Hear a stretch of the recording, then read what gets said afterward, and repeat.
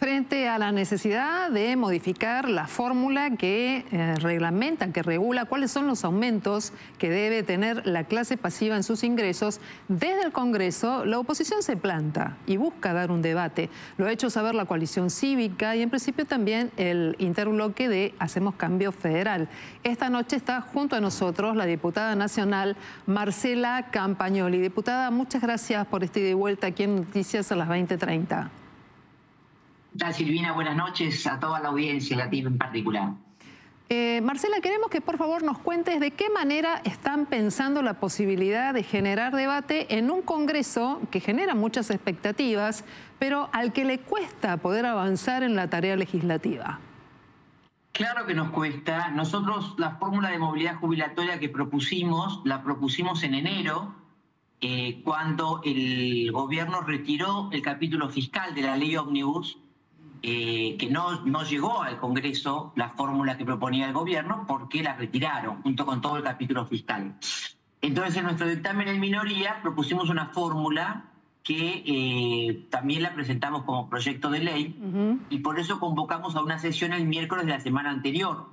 Esa sesión teníamos 144 diputados confirmados, pero fue la semana de la catástrofe climática que se cancelaron vuelos y algunos se demoraron y bueno, lograron venir 125 de los 129 que necesitábamos, además de varios diputados que nos confesaron que el gobierno había llamado a los gobernadores para pedirles que bajaran, que no bajaran a la sesión. Sí. Lo que sí fue un logro es que ese día el oficialismo decidió constituir la Comisión de Previsión Social, que no estaba constituida, y lamentablemente no puedes entender por qué los diputados del PRO y de la UCR no fueron a la sesión, pero sí fueron a la comisión que se constituía y se rasgaban las vestiduras hablando bien y a favor de los jubilados. Hubiera sido bueno que estuvieran ahí, porque si hubieran estado ahí podríamos haber aprobado esta fórmula que en qué consiste. Ya te explico. Sí, queremos conocerla.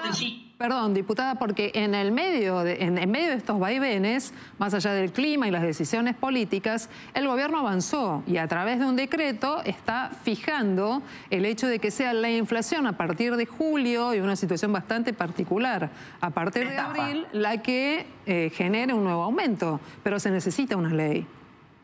Sí, claro que se necesita una ley. Y te explico, nuestra fórmula proponía, y el gobierno dijo que iba a ir en ese sentido, por eso no entendemos por qué cambió, y ayer, como bien decís vos, el decreto habla de julio, no de abril.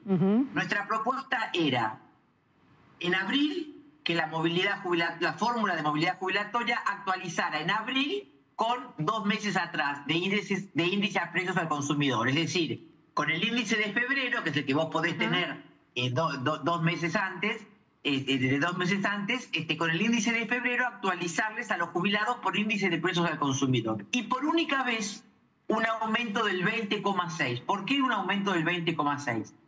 Porque los jubilados en los 4 años del gobierno de Alberto Fernández perdieron un 40% del poder adquisitivo con la fórmula que aplicó Fernández, que era distinta a la que traía Macri.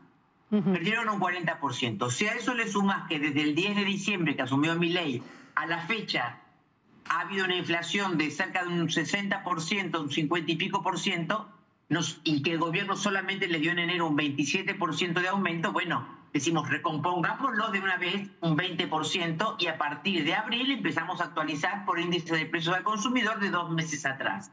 ¿Qué es lo que hace el decreto este? En julio dice que van a aplicar con 2 meses atrás. Supuestamente este gobierno dice que para mayo la inflación va a caer. Es decir, que si la inflación va a caer, ¿por qué le vas a aplicar el índice de precios al consumidor? Es decir, que no les vas a actualizar nada, porque si no va a haber inflación, el índice de precios al consumidor no se va a mover. Por eso, diputada, entonces, ¿qué es lo que están proponiendo concretamente? ¿Qué tipo de fórmula estarían proponiendo para lograr una actualización y que de alguna manera vayan recuperando ese poder adquisitivo perdido? Por eso, nuestra fórmula, como te dije, es índice de precios al consumidor en abril, el de febrero, en mayo, el de marzo. Es decir, vas aplicando el de cada mes que va transcurriendo el índice de precios al consumidor de cada mes. Y una vez que está estabilizado la inflación, por índice de precios de aumentos salariales. Pero por única vez, un aumento del 20,6 para recomponer esa brecha que la inflación acumulada ha afectado los haberes de los jubilados. ¿Y por qué es tan importante? Porque los jubilados, a diferencia de otros sectores, hoy hay muchos sectores vulnerables en la Argentina, pero otros sectores perciben la UH, perciben el plan potencial que fue duplicado al principio de esta gestión. Los jubilados no tienen ni siquiera sus brazos para poder salir a trabajar y traer el sustento a su hogar. Entonces, Diputada, es el sector más vulnerable de la cadena y es donde se licúa los haberes, se le licúan con la inflación. Entonces, diputada, en un contexto donde todo ha aumentado, las prepagas, los medicamentos, los alimentos, los alquileres, el combustible, los más perjudicados en este momento son los jubilados. Campagnoli, buenas noches. La saluda Leandro Dario. El gobierno justamente en su fórmula desacopla las jubilaciones de los salarios, es decir, a partir de esta nueva fórmula va a ser actualizada según el IPC. ¿Usted cree que esto es una mala noticia teniendo en cuenta que a futuro, si la economía se estabiliza, tal vez la inflación sea más baja y los salarios reboten? Exactamente. Si nosotros solamente aplicamos índice de precios al consumidor y ojalá este gobierno tenga éxito en combatir la inflación y no haya más inflación, y además la está aplicando a partir de julio, es decir, cuando ya no va a haber inflación. Entonces, ¿cuál es la actualización que van a tener los jubilados?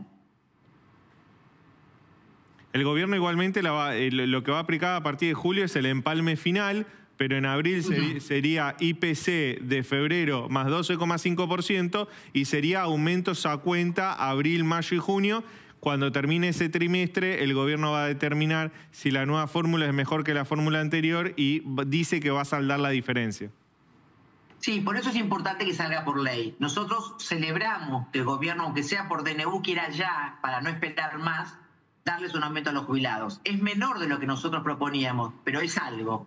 Entonces, mientras tanto, si no me equivoco, el jueves 4 de abril está convocada la comisión previsional para seguir tratando esto y poder llevarlo al recinto y sacar por ley una fórmula jubilatoria que aparte es un mandato constitucional, es decir, hay un fallo de la Corte que así lo indica. Bien. Diputada, quiero cambiar de tema. Creo que vas a coincidir en la necesidad también de dar debate a propósito de qué poder judicial busca el presidente Javier Milei, en particular en la cumbre de ese poder judicial que es la Corte Suprema. Hemos, además de conocido los nombres del juez Ariel Rijo y de Gustavo García Mansilla, conocido pronunciamientos de distintos sectores. Ustedes de la coalición cívica fueron de los primeros de tener una mirada crítica hacia la postulación del doctor Lijo, pero también distintos, centrales empresarias se han expedido sobre este punto. ¿Por qué cree que sucede esto y cuál es su lectura a propósito de ese poder judicial que se viene? Mira, nosotros lo tenemos denunciado al Lijo en el Consejo de la Magistratura y siempre hemos sido muy críticas de él porque es un juez que se ha encargado de Comodoro Pi, de los que más ha cajoneado expedientes que tienen que ver con la corrupción. Yo siempre digo que corrupción hay en todas partes del mundo, pero en Argentina hay impunidad. Y eso es lo que permite que siga habiendo cada vez más corrupción, porque todos saben que total después no pasa nada en la justicia. Entonces, es muy responsable la justicia de que haya corrupción en la Argentina, porque si hay impunidad, nadie las paga. Entonces, Lijo ha sido, si hay casta en la justicia, ese es Lijo. Ayer hubo un programa de televisión en La Nación Más muy claro de Carlos Pañi, desnudando todo lo que es el patrimonio, que es algo que conocemos porque lo ha denunciado Lilita, a eso desde hace años viene denunciando, por la causa EPF, por la causa Siemen, por la causa de que hemos denunciado nosotros el año pasado a Malena Galmarini con AISA, por la causa del FETA, del Fideicomiso de Estabilización del Precio del Trigo, que he denunciado a Ricardo Feletti, secretario de Comercio de Massa. Nada ha avanzado, nada ha avanzado. Todo siempre escajonea Lijo. Entonces, vamos a llevar a la Corte a una persona que no tiene prestigio, no ha sido un buen juez y tampoco es académico. Entonces, por lo menos Manuel García Mansilla es un académico prestigioso, decano de la Facultad de Derecho de la Austral y un tipo incuestionable. Lijo es cuestionado por todos, como vos nombraste, no solamente el Colegio Público de Abogados, el Colegio de la Ciudad de Buenos Aires, la Fundación Será Justicia, AmCham, Cámara de Empresarios, cualquier organismo se ha pronunciado por tratar de llevar a la Corte a personas idóneas. Y lo que también correspondería, ya que es la vacante de una mujer, que vaya una mujer. La mujer, por supuesto que tiene que ser idónea, no solamente ser mujer. Tiene que ser idónea, tiene que ser académica, tiene que ser prestigiosa. Somos la mitad de la población en la Argentina. Todas las Cortes Supremas del mundo tienen mujeres en su composición. Nosotros, y aparte se está liberando una silla que está vacante, que es la de Elena Hayton de Nolasco, porque a García Mansilla lo propone para una vacante que no está, porque el juez Maqueda podría querer prorrogar 5 años más su permanencia en la Corte. Así es. Bueno, diputada Marcela Campagnoli, te agradezco mucho esta conversación. Veremos si finalmente prosperan estas dos nominaciones o si finalmente hay algún tipo de cambio en función de cuál pueden ser los vaivenes que se dan en la previa a la posibilidad de rechazar o avalar a estos dos candidatos. Muchísimas gracias y buenas noches. Gracias y buena Semana Santa. Ojalá podamos resucitar a un país mejor y abrazándonos entre todos. Que así sea, diputada. Muchísimas gracias.